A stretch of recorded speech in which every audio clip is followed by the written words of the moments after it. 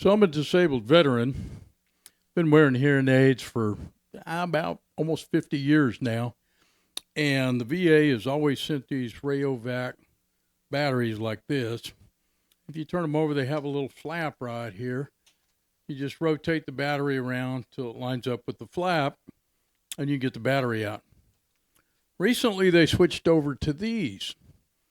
They look just the same, or almost the same. Problem is there's no flap.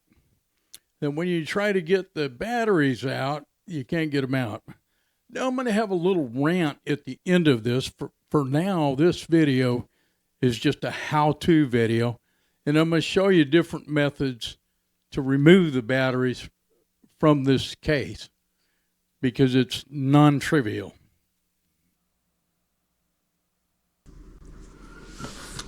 So here's the new package they have. The old one had the little flap that you could open and remove the battery that way. The new one has no such flap. It's got a little sign here that says scissors cut to open. But what I found is when you take a pair of scissors and you try to open these, they won't cut that. They don't cut very well at all unless you have really good scissors. A couple of alternatives, and I'll show you the first one that I use the most. I don't necessarily recommend it as the best, but it works. So I get a lock blade knife. It has to be pretty sharp. And I hold it upright like so.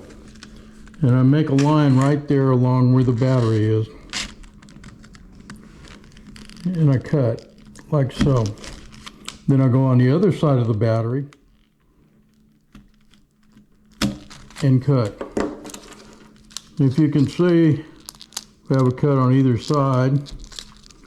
Then you simply pry it open and the battery comes out.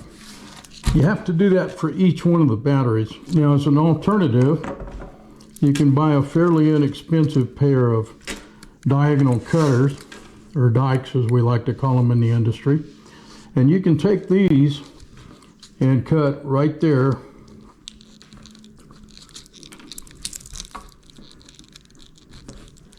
And you run into the same problem you did with the scissors. So that's why I go with the pocket knife. And I recommend it. The other reason I recommend it is because I don't go around with a pair of scissors or a pair of diagonal cutters in my pocket. So I do have a pocket knife most of the time with me, and so that's what I use. At the end, if you'll stay tuned, I have a little more information from a disabled veteran's point of view about why I think this is some pretty bad engineering.